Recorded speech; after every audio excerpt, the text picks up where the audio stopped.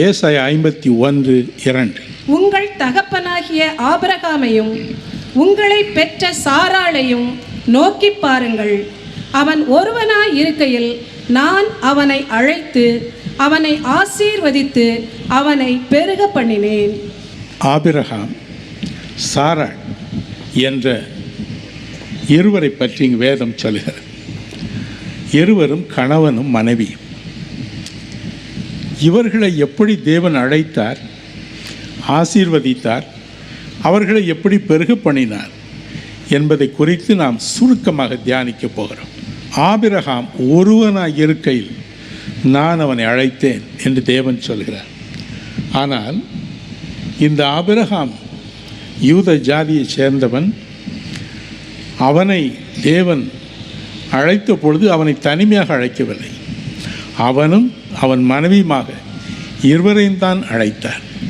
எனக்கு அன்பானவர்களே, என்றாலும் நான் ஒருவனாக அழைத்தேன் என்று சொல்கிறார். காரணம் என்ன? 2 காரணங்கள் உண்டு. முதல் காரணம், ஆதியாகமம் 2:24 பாருங்கள். வேதம் சொல்கிறது, கணவனும் மனைவியும் ஒரே மாம்சமாயிருப்பார்கள். இந்த உலகில் கிடைக்கக்கூடாத ஒரு பெரிய பேரு, பாக்கியம், இறை ஆசி, உண்மையான கணவன், உண்மையான மனைவி, ஒருவர் மீது ஒருவர் அன்பு பாசம் கொண்டு வாழும் பொழுது இருவரும் ஒரே மாம்சமாக மாறிவிடுகிறார்களாம். எனவே தான் தேவன் சொன்னார், நான் 2 பேரையும் தனித்தனியாக அழைக்கவில்லை, ஒருவனாக அழைத்தேன். இரண்டாவது, அதில் வேறொரு பொருளும் இருக்கிறது. சங்கீதம் 102:7 வசனத்தை வாசிக்க கேட்போம். நான் நித்திரை இல்லாமல் வீட்டின் மேல் தனித்திருக்கும் குருவியைப் போல் இருக்கிறேன். நான் நித்திரை இல்லாமல் வீட்டின் மேல் தனித்திருக்கும் குருவியைப் போல இருக்கிறேன். ஐயோ, நான் தனியனாக இருக்கிறேன். உலகில் எல்லாம் இருந்தாலும் எத்தனையோ சூழ்நிலைகளில் நாம் ஒரு தனிமையை உணர்கிறோம். ஐயோ, நான் தனிமையாக இருக்கிறேன். உள்ளத்தின் ஆழத்தில் ஒரு தனிமை உணர்ச்சி. பல ஆண்டுகளுக்கு முன்பு வட இந்தியாவில் உள்ள ஷில்லாங் என்ற மலை பிரதேசத்திற்கு ஊழியம் செய்ய நாங்கள் சென்றிருந்தோம். எங்களுக்கு மொழி பெயர்க்க 70 வயது நிறைந்த பூவாம் என்ற அந்த நாட்டு சகோதரர் ஒருவர் எங்களோடு இருந்தார். அவர் சொன்னார், பிரதர், எனக்கு வயது நன்றாக ஞாபகம் இல்லை, ஒரு வேளை 14 இருக்கலாம். என்னுடைய 5 வயதில் என் தாய் இழந்தேன்.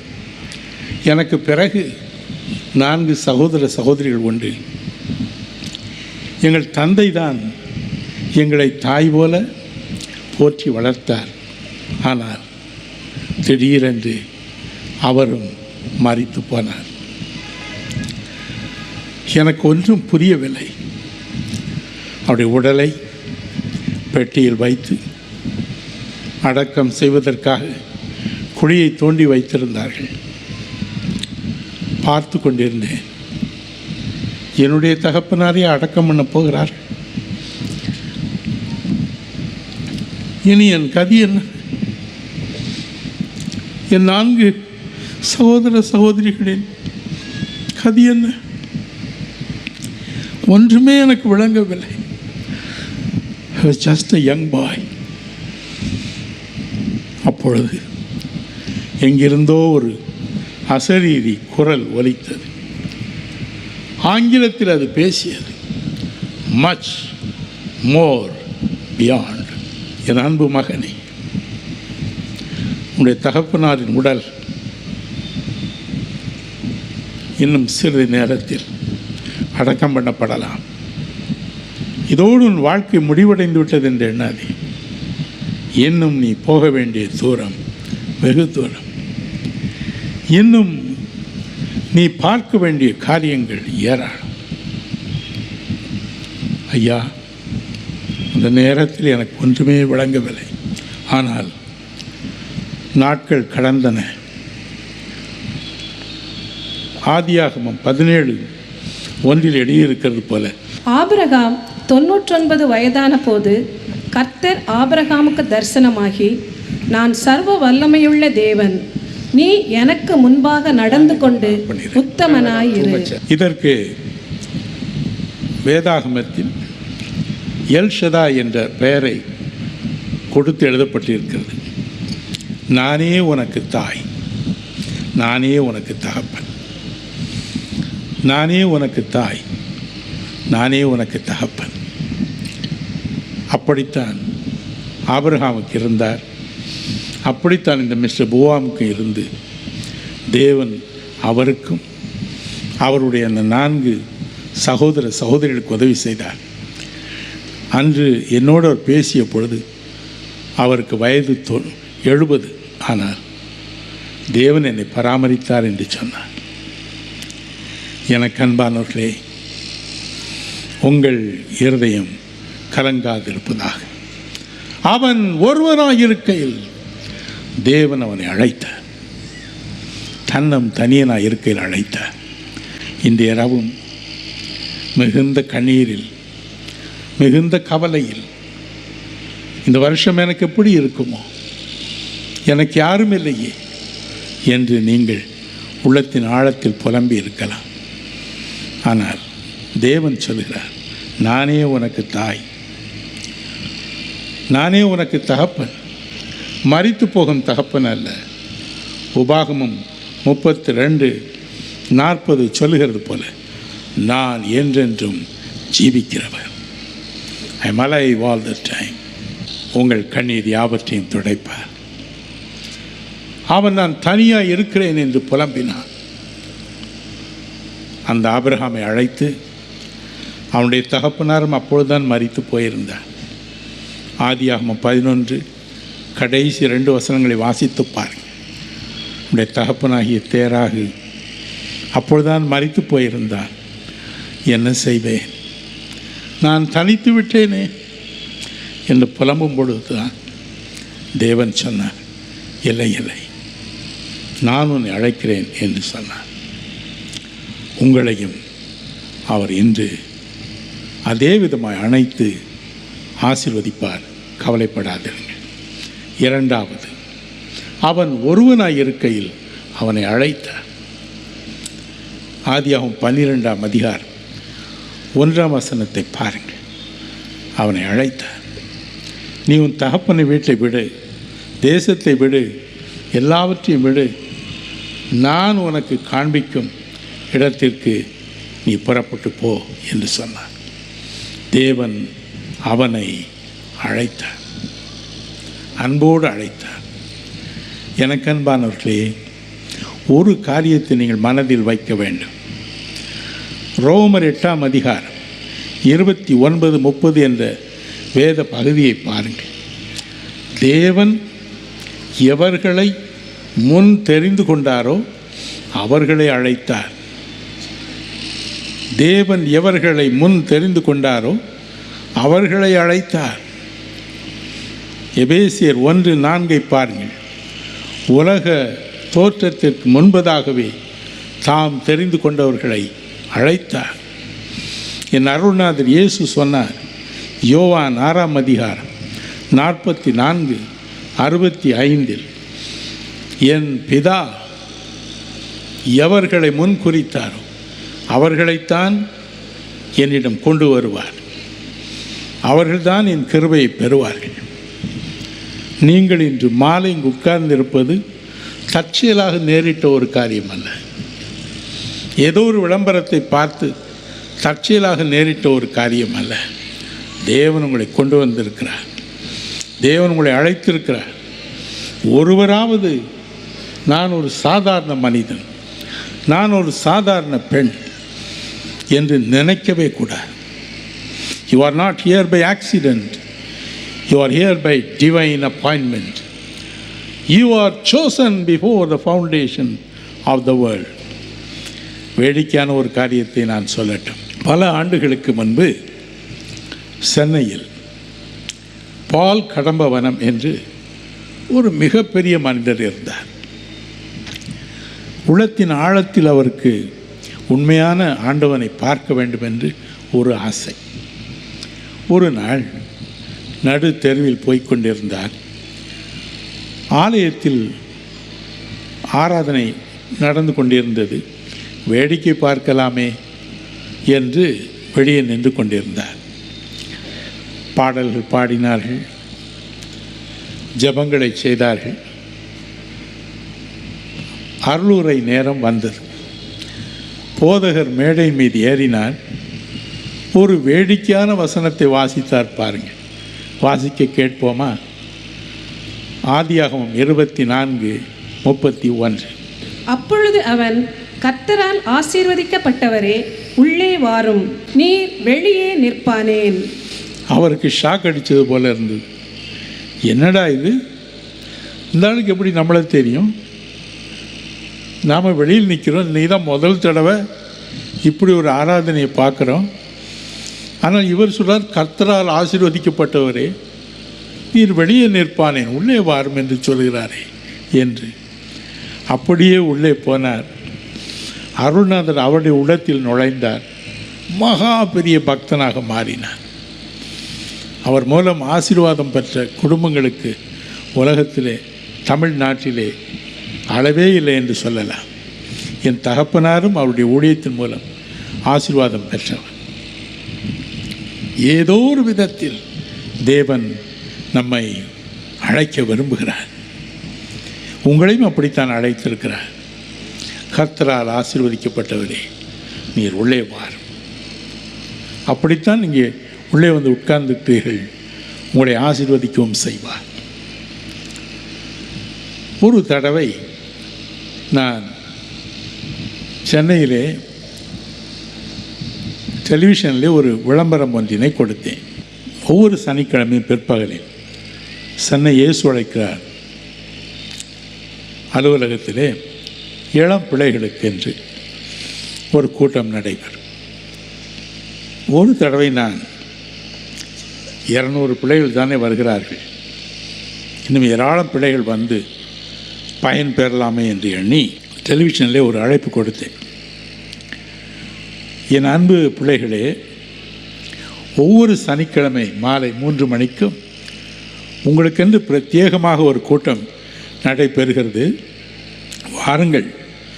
உங்களுடைய எல்லா தேவைகளுக்காக மட்டுமல்ல, தேவன் தரும் இணையற்ற ஞானத்தின் ஆவியினாலும் நீங்கள் நிறைவதற்காக பிரத்யேகமாக உங்களுக்கு ஜெபம் செய்ய போகிறோம், எல்லாரும் வாருங்கள் என்று ஒரு அழைப்பு கொடுத்து நான் மறந்து போனேன். அந்த சனிக்கிழமை வந்தது பாருங்கள், ஒரே கூட்டம். எல்லா குட்டி பயல்களும், குட்டி பிள்ளைகளும், வாலிபர்களும், பெண்களும் வந்து குமிந்து விட்டார்கள். சின்ன பிள்ளைகள் தங்கள் பெற்றோர்களின் கைகளை பிடித்து கொண்டு வந்திருந்தார்கள். இப்போ எங்கள் ஆஃபீஸில் மிஸ்டர் ரஜீவ்னு ஒருத்தர் இருக்கார். அவர் சொன்னார் ஃபோனில் என்கிட்ட, அங்கிள் நீங்கள் உடனே வாங்க. எதுக்குப்பான்னு கேட்டேன். இன்றைக்கி சிறு பிள்ளைகள் கூட்டத்திற்கு ஒரே கூட்டமாக இருக்குது. நாங்கள் சொல்லி பார்த்தோம், எப்பா அங்கிள் வரமாட்டாங்க, மற்ற பேர் தான் நடத்துவாங்க. அந்த குட்டி பிள்ளைகள்னு சொன்னாங்களா, சின்ன குட்டி பிள்ளைகள் பெற்றோருடைய கைகளை பிடித்து கொண்டு, இல்லையே தாத்தா நானே வரேன்னு சொன்னாங்களே, தாத்தா நானே வரேன், நானே ஜெபம் பண்ணுறேன், தேவன் உங்களுக்கு தம்முடைய ஆவியை கொடுப்பான்னு சொல்லியிருக்காரு, நீங்கள் கூப்பிடுங்க, தாத்தா வருவாங்க. அவன் சொன்னான், அங்கிள் உள்ளமே உருகி போயிட்டாங்க, இடமே இல்லை, நிற்க கூட இடம் இல்லை, உடனே வாங்க என்று சொன்னான். உடனே என் பேர குழந்தைகளை பள்ளியிலே போய் அழைத்து கொண்டு போய் அந்த கூட்டத்தை நடத்தினோம். எனக்கு அன்பானவர்களே, இன்று மாலை அருள்நாதரை தேடி வந்திருக்கிறீர்கள். அவர் உங்களை அழைத்திருக்கிறார். மத்தேயு 11:28 அவர் சொன்னார், வருத்தப்பட்டு பாரம் சுமக்கிறவர்களே, நீங்கள் எல்லாரும் என்னிடத்தில் வாருங்கள், நான் உங்களுக்கு இளைப்பாறுதல் தருவேன். வருத்தப்பட்டு பாரம் சுமக்கிறவர்களே, நீங்கள் எல்லாரும் எத்தனை பேர் ஆனாலும் பரவாயில்லை, வாருங்கள். பாருங்கள், எனக்கும் தேவனுக்கும் என்ன வேறுபாடு பாருங்கள். நான் சொன்னேன், ரஜீவ் நான் வரேன்னு சொல்லலையப்பா, ஆனால் தேவன் சொன்னார், இல்லை வரட்டும், எத்தனை பேர் வேண்டுமென்றாலும் வரட்டும், நான் அவர்களை ஆசீர்வதிப்பேன். லூக்கா 4:40 பாருங்கள். சூரியன் அஸ்தமித்த பொழுது பற்பல விதமான நோய்களினால் பாதிக்கப்பட்டு பிசாசினால் பிடிக்கப்பட்ட பலரை அவரிடம் கொண்டு வந்தார்கள். அவர்கள் ஒவ்வொருவர்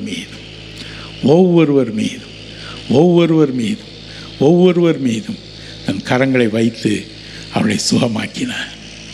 அதுதான் கிறிஸ்துவின் அன்பு. மனிதனுடைய அன்பிற்கும் தேவனுடைய அன்பிற்கும் உள்ள வேறுபாடு அதுதான்.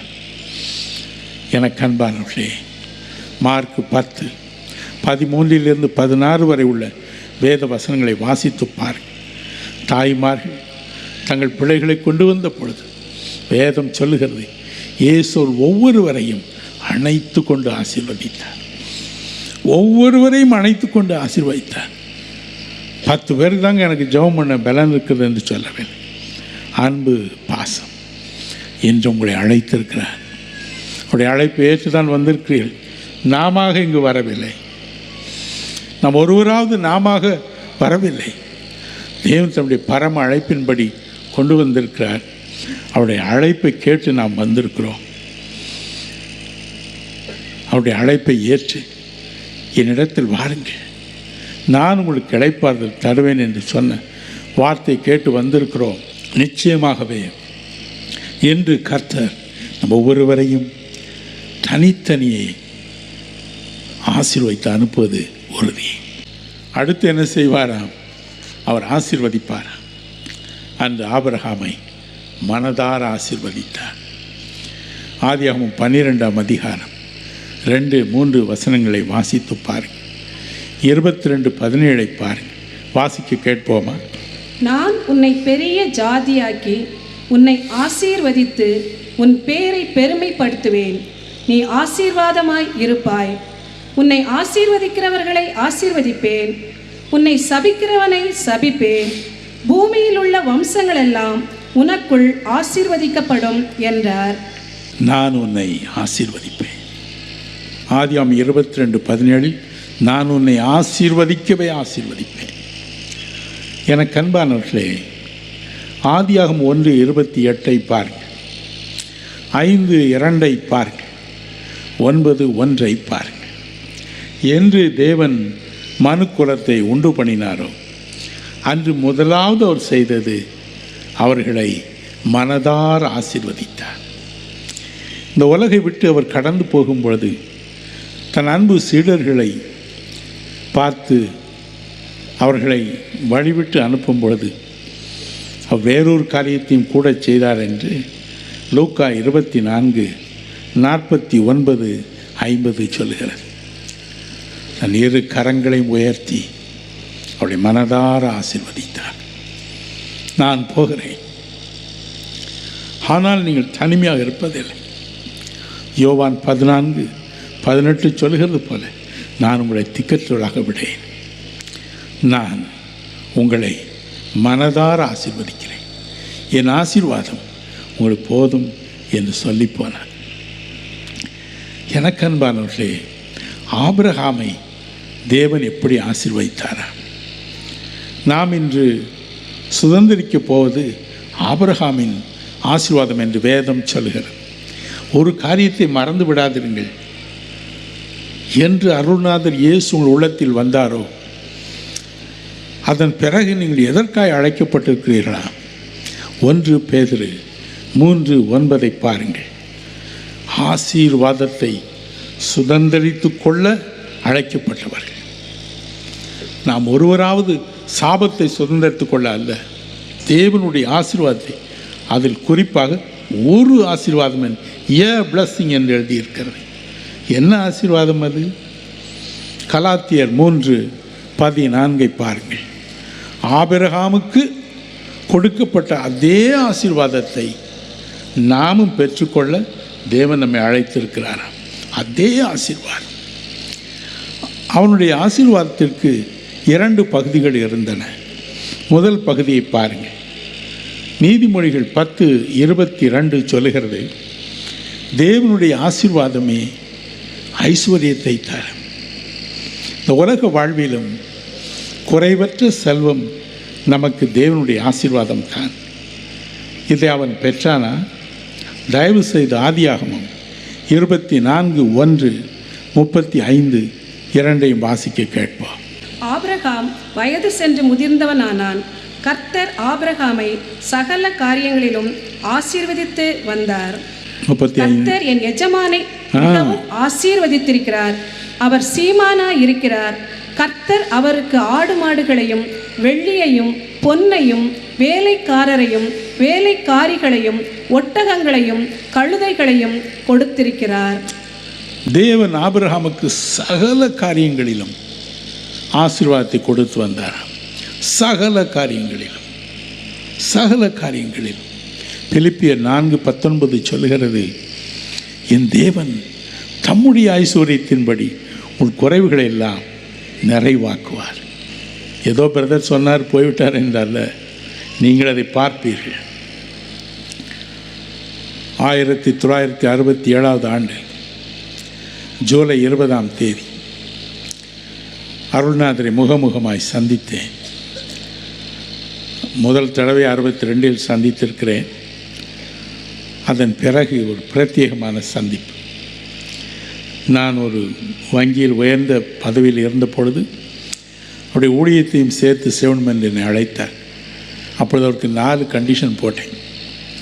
ஆண்டவரே, நான் உடைய ஊழியத்தை செய்கிறேன், ஆனால் எனக்கு நீர் 4 காரியங்களை செய்ய வேண்டும். முதலாவது, நான் எங்கு பிரசங்கம் பண்ண போனாலும் என்னோடு நீர் வர வேண்டும். நான் பிரசங்கம் பண்ண எழுந்து நிற்கும் பொழுது என்னோடு நீர் எழுந்து நிற்க வேண்டும். நான் ஜனங்களுக்காக எவைகளை ஜெபம் செய்யும்படி நீர் சொல்கிறீரோ அவைகளை ஜெபம் செய்யும் பொழுது நீர் அதை கட்டாயம் கேட்க வேண்டும். 4வது, என் குடும்பத்தை பற்றிய. எனக்கு அன்பானவர்களே, ஒவ்வொரு தடவை ஒரு பிரசங்கத்தை செய்யும் முன்பதாக பல நாட்கள் உடைய பாதத்தில் காத்திருந்து ஜெபம் செய்து உபவாசம் செய்து தான் பேசுகிறேன். அவரும் கேட்கும் ஒரு காரியம், ஆண்டவரே, நான் இதை சொல்லிவிட்டு வந்து விடலாம், ஆனால் நீர் அதை செய்யாமல் இருக்கக்கூடாது. இன்றும் அவர் சொன்னார், இல்லை இல்லை, நான் செய்வேன், நான் ஆசீர்வதிப்பேன், உங்களையும் ஆசீர்வதிப்பார். உங்களுடைய எல்லா கஷ்டங்களையும், பண கஷ்டங்களையும், வறுமைகளையும், தரித்திரங்களையும் அவர் நீக்குவார். உங்களையும் ஆபிரகாமை போல இந்த வருடம் செழிப்புள்ளவர்களாக மாற்றுவது உறுதி. ஹல்லேலூயா! நன்றாக கைதட்டுங்கள் ஆண்டவர். மற்றொரு புறம் பாருங்கள், எபேசியர் 1:3 பாருங்கள். அங்கே வேதம் சொல்லுகிறது, நம்முடைய கர்த்தராகிய இயேசு கிறிஸ்துவின் பிதாவாகிய தேவனுக்கு ஸ்தோத்திரம். அவர் கிறிஸ்துவுக்குள் உன்னதங்களிலே ஆவிக்குரிய சகல ஆசீர்வாதத்தினாலும் நம்மை ஆசீர்வதித்திருக்கிறார். ஆவிக்குரிய சகல ஆசீர்வாதங்கள். ஒரு பக்கம் உலக ஆசீர்வாதம், மற்றொரு பக்கம் ஆன்மீக வாழ்க்கையிலும் ஆசீர்வாதம். இரண்டையும் தேவன் நமக்கு தருகிறார். ஆபிரகாம் எப்படி இருந்தால் நாம் பாருங்கள். 2 நாளாகமம் 20:7 பாருங்கள். ஏசாயா 41:8 பாருங்கள். யாக்கோபு 2:23 பாருங்கள். அவன் தேவனுடைய சிநேகிதன் என்று அழைக்கப்பட்டான். என்ன சந்தோஷமான காரியம் பாருங்கள். ஆபிரகாம் யாருப்பா? Friend of God. அவன் என்ன சொன்னாலும் அவர் கேட்பார். அரசியல் வட்டாரங்களில் நாம் அடிக்கடி கேட்கிறோம், பிரைம் மினிஸ்டருக்கு அட்வைசர் அவர் தான் சார், அவர் என்ன சொன்னாலும் கேட்பார். எவ்வளோ ஒரு பிரதானமான ஒரு ஸ்தானம் பாருங்கள். மறுபக்கம் பாருங்கள், மோசே கேட்குறான், தேவனாகிய கர்த்தாவே உம்முடைய பேர் என்ன? What's your name? Very simple. Yatra 3:15 சொல்கிறார், நான் ஆபிரகாமின் சிநேகிதன். ஐ ஆம் த காட் ஆஃப் ஏப்ரஹாம். நான் ஆபிரகாமின் தேவன். ஐயோ, என்ன பெருமை, என்ன பெருமை. இரண்டையும் உங்களுக்கு ஆண்டவர் கொடுப்பார் பிரியமானவர்களே. இந்த 2007 2ஐயும் தேவன் நமக்கு தருவார். கவலைப்படாது.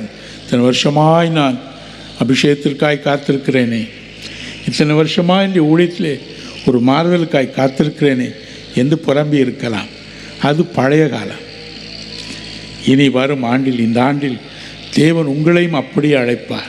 தஞ்சாவூரில் ஆபிரகாம் பண்டிதர் என்று மிகப்பெரிய ஒரு வைத்தியர் வாழ்ந்து வந்தாராம். தமிழ் வைத்தியத்தில் ஈடு இணையற்றவர். எனவே அதன் மூலம் ஏராளமான செல்வம் ஈட்டியவர். ஒரு விசையுடைய குடும்பத்தில் ஒரே நேரம் 2 பெண் குழந்தைகளுக்கு திருமணம் நடைபெற்றதாம். 2 பெண் குழந்தைகளையும் அழகாக உடுத்தி, மணக்கோலத்தில் உடுத்தி ஆலயத்திற்கு கொண்டு போக ஆயத்தமாக குதிரைகள் பூட்டப்பட்டு சேரட் வண்டிகள் 2 நிறுத்தப்பட்டிருந்தன. ஆபிரகாம் பண்டிதர் வீட்டுக்குள்ளே ஏதோ வேலை பார்த்து கொண்டிருந்தாராம். அப்பொழுது அவருடைய வேலையாட்கள், உறவினர்கள் எல்லாரும் உள்ளே பதறி அடித்து கொண்டு அவரும் ஓடினார்களாம். என்னவென்று கேட்டார். ஐயா, எல்லாம் ரெடியாக இருக்குது, கோவிலில் பாதிரியார் ரெடியாக இருக்காங்க, எல்லாம் ரெடியாக இருக்குது, வண்டி புறப்பட வேண்டியது தான். பயங்கரமான கரு மேகம், பயங்கரமான மேகம், கருப்பாக இருக்குது, மழை இப்போ கொட்ட போகுது. இந்த ஒரு இடத்துல இல்லை, எங்கே பார்த்தாலும் இருக்குது, என்ன செய்யறதுனே தெரியல. ஓ அப்படியா? கூல வெளியில் வந்தார். இந்த மேகத்தை எட்டி பார்த்தார். என்ன சொன்னார் தெரியுமா? நான் மரியாளின் மகனுக்கு தான் முதல் அழைப்போலையை வச்சேன்னு நினச்சேன். அவ்வளோதான் சொன்னார். நான் மரியாளின் மகனுக்கு தான் முதல் அழைப்போலை வச்சேன்னு நினச்சேன், வேறு ஒன்றும் சொல்லலை, இவ்வளோதான் சொன்னார். I thought I gave the very first wedding invitation to the son of Mary. இயேசு கிறிஸ்து என்ற பெயரை கூட சொல்லவில்லை, தேவகுமாரன் என்று சொல்லவில்லை, மரியாளின் மகனுக்கு தான். அவருக்கு தெரியுமே, குடும்ப வாழ்க்கை தெரியுமே, அவருக்கு இப்படி சமயத்தில் மழை வரப்படாதுன்னு தெரியுமே. அதான் என்னுடைய அர்த்தம். என்ன ஆச்சரியம் பாருங்கள். சில வினாடிகளுக்குள் அந்த கருமேகம் அப்படியே அகன்றது. சூரியன் பிரகாசித்தது. தேவனுடைய ஆசீர்வாதத்தோடு அந்த 2 திருமணங்களும் நடைபெற்றன. என் அன்பிற்குரியவர்களே, அவருடைய வாழ்க்கை அப்படி. ஒரு ஆபிரகாம் பண்டிதர் மட்டுமல்ல, அதாவது ஆபிரகாம் வைத்தியர் மட்டுமல்ல, மற்றொரு பக்கம் தேவனுடைய சிநேகிதன். தேவனுடைய சிநேகிதன். தேவன் சொன்னார், ஆமாம் நான் தான் உன்னுடைய கடவுள், I have to help him. என்ன ஒரு இனிய வாழ்க்கை பாருங்கள். உங்களையும் அப்படியே ஆசீர்வதிப்பார், அப்படியே ஆசீர்வதிப்பார். இந்த ஆண்டு முழுவதும் அவர் உங்களை அப்படி ஆசீர்வதிப்பார். உங்களை அழைத்தவர் உங்களை காப்பார். உங்களுடைய இருதயம் கலங்காது இருப்பதாக. நான் ஆபிரகாம் ஒருவனாய் இருக்கையில் அவனை அழைத்தேன், அவனை ஆசீர்வதித்தேன், அவனை பலுகி பெருகச் செய்தேன். தேவனுக்கு பலுகி பெருகச் செய்ய மிகப்பெரிய கூட்டம் அவசியமில்லை. இன்று நான் தனித்து வந்திருக்கிறேன் என்று புலம்பி நிற்கும் என் அன்பு சகோதரனே, என் அன்பு மகளே, உன்னைத்தான் அவர் பெருகச் செய்ய போகிறார். ஆபிரகாமை அழைத்த பொழுது ஆதியாகமம் 12:2 முதலாவது அவர் சொன்ன காரியம் என்ன? நான் உன்னை பெரிய ஜாதியாக்குவேன், நீ ஆசீர்வாதமாயிருப்பாய், நீ ஆசீர்வாதமாயிருப்பாய். பூமியில் உள்ள அத்தனை ஜாதிகளும், அதில் வேறொரு மொழிபெயர்ப்பு சொல்கிறது, அத்தனை குடும்பங்களும் உன்னை ஆசீர்வாதமாய் ஏற்கும். உன் மூலம்தான் அவளுக்கு ஆசீர்வாதம். ஐயோ என்ன மகிழ்ச்சி! அப்படி நம்மை நிரப்புகிறாராம். ஆசீர்வதிப்பது மட்டுமல்ல, தலையிலிருந்து கால் வரை முற்றிலும் நம்மை ஆசீர்வாதமாகவே அவர் மாற்றி விடுகிறாராம். நம்மை பலுகி பெருகச் செய்வதற்காக ஆசீர்வாதமான ஜாதியாய் பலுகி பெருக செய்வதற்காக. எனக்கு அன்பானவர்களே, இந்த காருண்யா பல்கலைக்கழகத்தை இது 4600 மாணவரோடு 1800 மாணவிகளோடு 2800 மாணவர்களோடு நடத்தி வருகிறோம். எங்கும் பெயரும் புகழும் உண்டு. எனக்கு அன்பானவர்களே, ஒரு தடவை மும்பை நகரத்திற்கு நானும் என் மகனும் இப்படிப்பட்ட ஒரு முக்கியமான காரியத்திற்காக போயிருந்தோம். நாங்கள் தேடி சென்ற அதிகாரி கிடைக்கவில்லை. அதே பில்டிங்கில் எங்களுக்கு தெரிந்த வேறொரு அதிகாரி இருந்தார். அவரை பார்க்கலாம் என்று நானும் என் மகனும் போய் கதவை தட்டினோம். அவர் கதவை திறந்தார். அப்படியே பிரமித்து போனார். எங்களை உள்ளே வாருங்கள், உட்காருங்கள் என்று கூட சொல்லவில்லை. ஒரே ஓட்டமாய் உள்ளே ஓடினார். தன் மனைவியின் பெயரை சொல்லி அழைத்தார். லக்ஷ்மி, வந்து பாருமா, யார் நம்ம வாசலில் நிற்கிறா பாரு, கடவுள் வந்திருக்காருமா, கடவுள் வந்திருக்கார். நம்ம கஷ்டமெல்லாம் மாறி போச்சு, நம்ம கண்ணீரெல்லாம் மாறி போச்சு.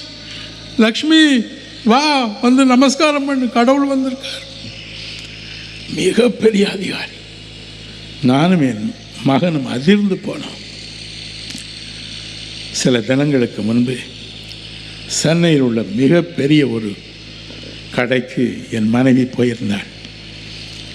என் அன்பு மகள் இவாஞ்சலினுக்கும் பேர குழந்தைகளுக்கும் ஏதாவது கிறிஸ்மஸ்க்கு உடை வாங்க வேண்டும் என்று ஒரு நாற்காலியில் உட்கார்ந்து மற்றவர்களைப் போல துணிமணிகளை பார்த்து கொண்டிருந்தார்கள். அப்பொழுது அந்த கடையின் அதிகாரி வந்தார். மிக பெரிய செல்வந்தர்.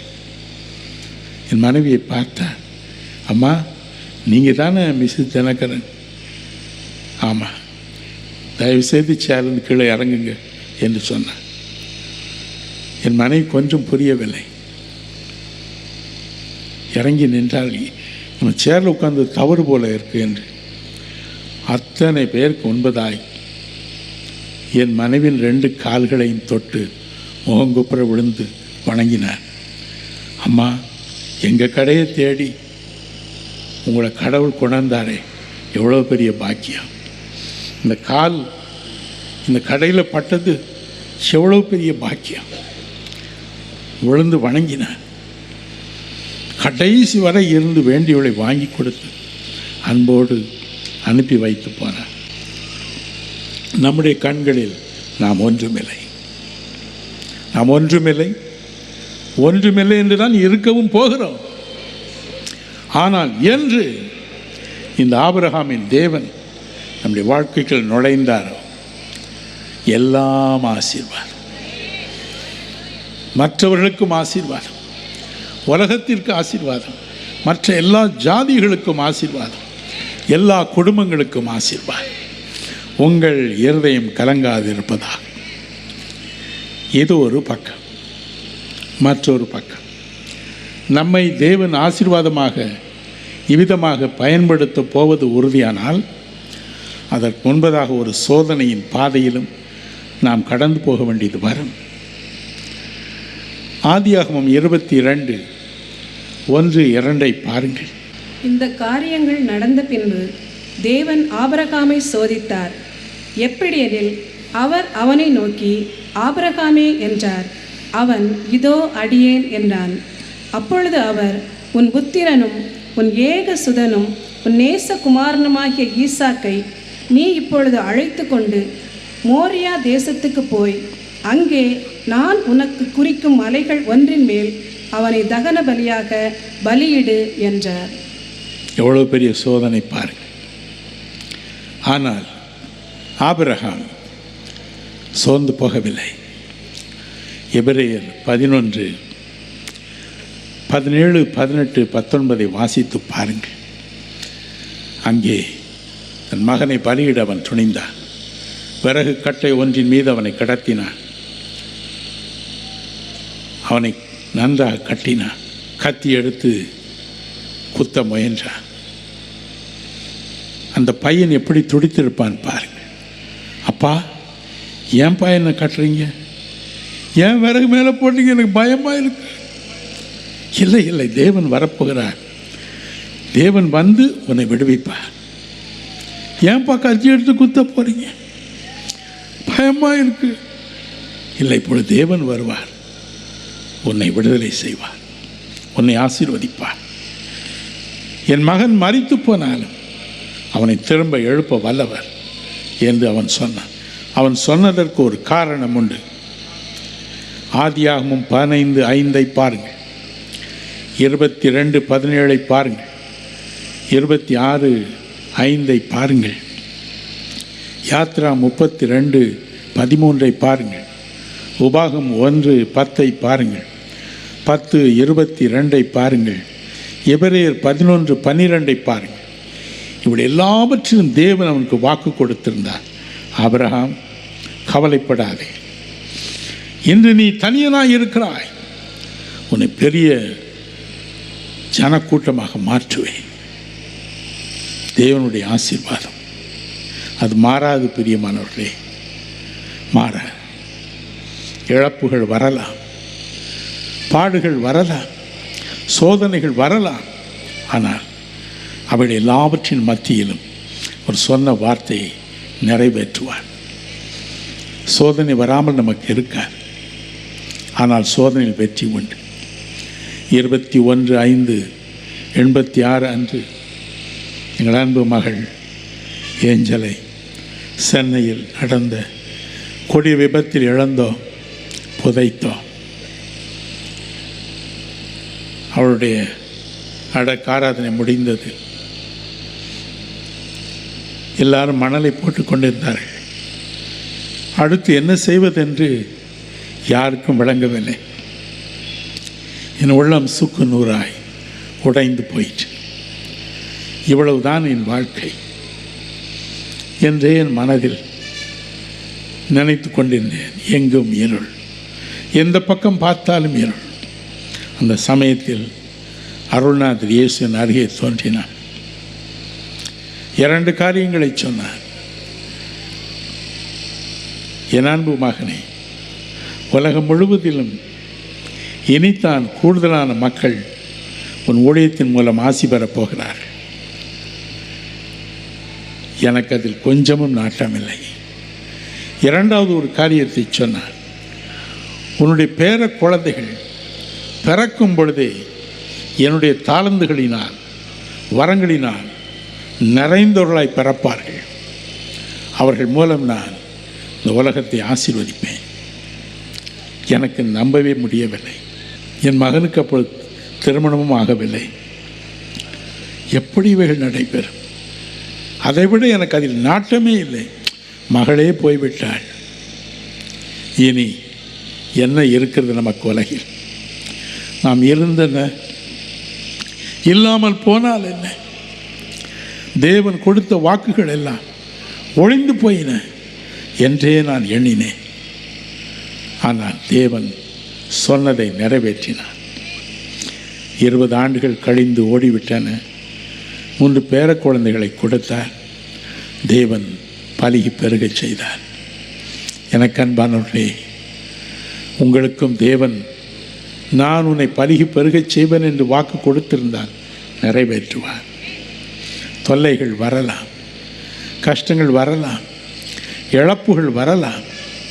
அதை பற்றி பரவாயில்லை. அவர் சொன்னதை நிறைவேற்றுவார். அதே போல் கர்த்தருடைய ஊழியத்திலேயும் நான் உன் ஊழியத்தை ஆசீர்வதிப்பேன், உன் திருச்சபையை பலுகி பெருகச் செய்வேன், உன்னுடைய சுவிசேஷ ஊழியத்தை நான் பலுகி பெருகச் செய்வேன் என்று தேவன் உங்களுக்கு வாக்கு கொடுத்திருந்தால் நிச்சயமாக அதை நிறைவேற்றுவார். சாது சுந்தர் சிங் அவருடைய வாழ்க்கையை நான் எப்பொழுதும் பிரமிப்போடு யோசிப்பதுண்டு. தனி மனிதன், ஒரே மனிதன், தன்னுடைய குடும்பத்தில் தேவனை கண்டடைந்த மனிதர். உலகம் முழுவதிலும் அவர் மூலம் ஆசி பெற்றவர்கள் கணக்கற்றவர்கள்.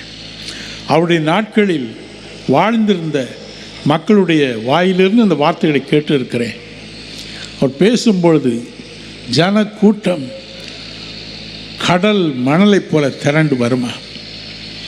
அவர் பேசும்பொழுது அவருடைய முகத்திலிருந்து வரும் ஒரு ஒளி, ஒரு சமாதானம் அந்த உள்ளங்களை நிரப்புமா. ஆனால் கூட்டங்கள் முடிந்த பிறகு ஒருவராவது வீடு போக மாட்டார்களா? நோயினால் வாடுபவர்கள் யாவரும் நின்று, ஐயா எங்களுக்கு ஒரு ஜெபம் பண்ணி போங்கள்.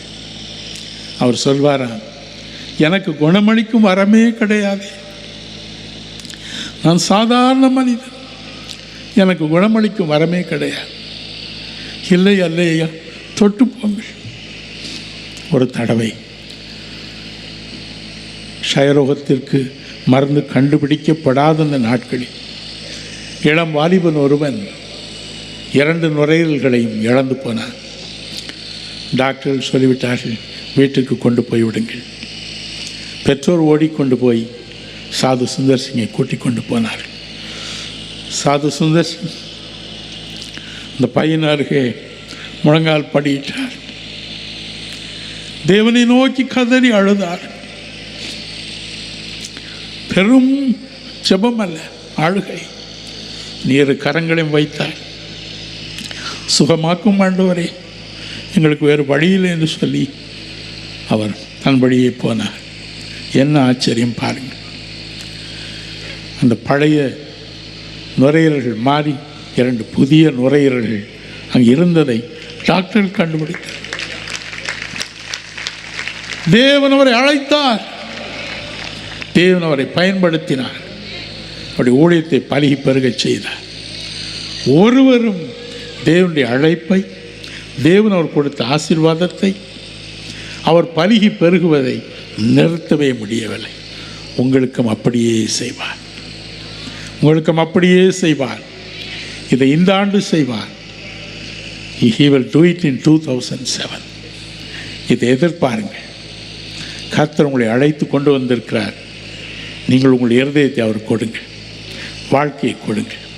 ஆண்டவரே, என் வாழ்க்கையை உமக்கு தருகிறேன். என்னை அழைத்தீர், என்று தருகிறேன், இப்பொழுது தருகிறேன். என்னை ஆசீர்வதியும், என்னையும் என் குடும்பத்தையும் நான் செய்யும் ஒவ்வொரு காரியத்தையும் பருகி பெருகச் செய்யும் என்று இப்பொழுது நாம் ஜெபிக்கப் போகிறோம். நிச்சயம் அப்படி செய்வார். கவலையே வேண்டாம். ஒரு நிமிஷம் ஜெபிப்போமா? யாவரும் நம்முடைய கண்களை மூடுவோம். இந்த நாள் ஆபிரகாமுக்கு ஆசீர்வாதத்தை கொண்டு வந்தது போல நமக்கும் ஆசீர்வாதத்தை கொண்டு வர, ஐயா என்னை ஆபிரகாமை போல அழைத்து ஆசீர்வதியும், என் குடும்பத்தை பலுகி பெருகச் செய்யும், பலுகி பெருகச் செய்யும் என்று கண்ணீரோடு ஜெபியுங்கள் பிரியமானவர்களே. இயேசுராஜா, உமக்கு ஸ்தோத்திரம். அருமை இரட்சகர் மத்தியில் நின்று கொண்டிருக்கிறார். பலவிதமான கெட்ட பழக்க வழக்கங்களினால் ஈடுபட்டு ஆண்டவரே எந்த விதமான வழியுமின்றி தவிக்கும் மக்களுக்காக கண்ணீரோடு ஜெபிக்கிறேன். எல்லா கெட்ட பழக்க வழக்கங்களும், எல்லா அடிமைத்தனங்களும் கிறிஸ்து இயேசுவின் நாமத்தில் இப்பொழுது ஒவ்வொரு சரீரத்தையும் விட்டு, வாழ்க்கையும் விட்டு, மனதையும் விட்டு வெளியே வரட்டும் என்று நான் கட்டளை கொடுக்கிறேன். வெளியே வரட்டும் இயேசு சுவாமி. எல்லா கெட்ட பழக்க வழக்குகளும் வெளியே வரட்டும். எத்தனையோ குடும்பங்களை ஆண்டவரே இந்த மதுபானம் அடிமையாக்கி நாசமாக்குவதை பார்க்கிறேன். இன்று மதுபான வெறிக்கு அடிமையாக இருக்கிற ஒவ்வொருவரையும் பாதத்திலே கொண்டு வருகிறேன். ஒவ்வொருவர் மீதும் கரங்களை வையும், ஒவ்வொருவர் மீதும் கரங்களை வையும். ஒவ்வொருவரையும் ஆசீர்வதியும், ஒவ்வொருவரையும் ஆசீர்வதியப்பா, ஒவ்வொருவரையும் ஆசீர்வதியும், ஒவ்வொருவரையும் ஆசீர்வதியும். இன்றோடு இப்பொழுது இந்த பிரச்சனை நீங்கி போவதாக.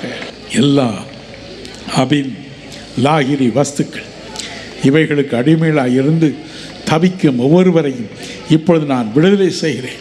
யார் யார் இப்பொழுது தங்கள் வாழ்க்கையை உமக்கு ஒப்பு கொடுத்திருக்கிறார்களோ, ஆபிரகாமை போல என்னை நடத்தும் என்று ஒப்பு கொடுத்திருக்கிறார்களோ, ஒவ்வொருவர் மீதும் கரங்களை வையும், ஒவ்வொருவர் மீதும் கரங்களை வையும், ஒவ்வொருவர் மீதும் கரங்களை வையும்.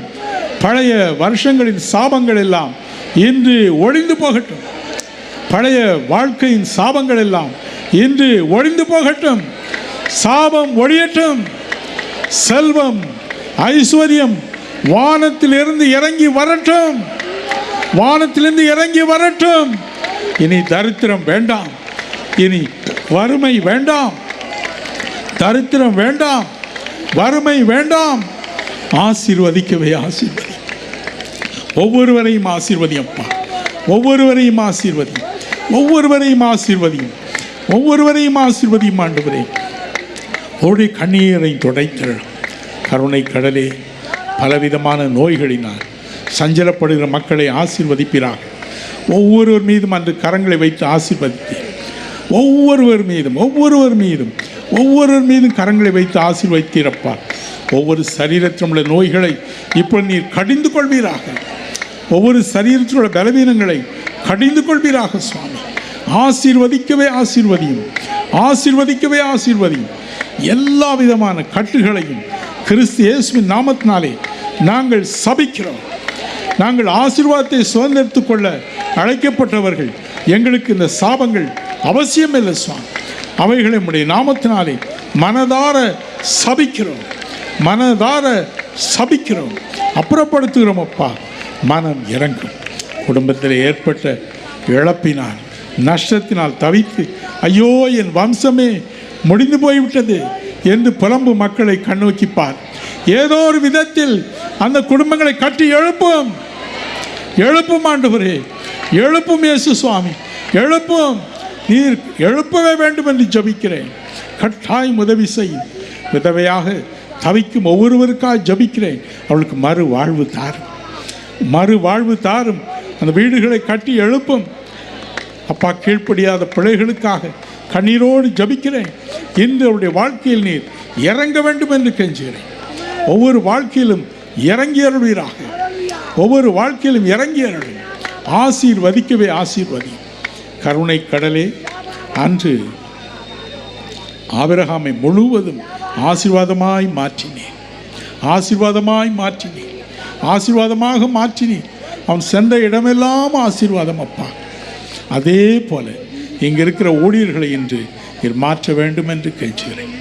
ஹல்லேலூயா. அருள்நாதர் இயேசு எனக்கு ஒரு காரியத்தை சொல்கிறார். இன்று உங்களில் பலரை தம்முடைய ஆசீர்வதிக்கப்பட்ட ஊழியத்திற்கென்று அவர் அழைக்க விரும்புகிறார். எத்தனை பேருக்கு நானும் ஆபிரகாமை போல ஆசீர்வாதம் நிறைந்த ஒரு ஊழியத்தை செய்வோம் என்ற வாஞ்சை உண்டு. தயவு செய்து உங்கள் கரங்களை உயர்த்துவீர்களா? உங்கள் கரங்களை உயர்த்துங்கள். இப்பொழுது கர்த்தர் இறங்கி வருவார். உங்கள் கைகளை இப்பொழுது தொடுவார்.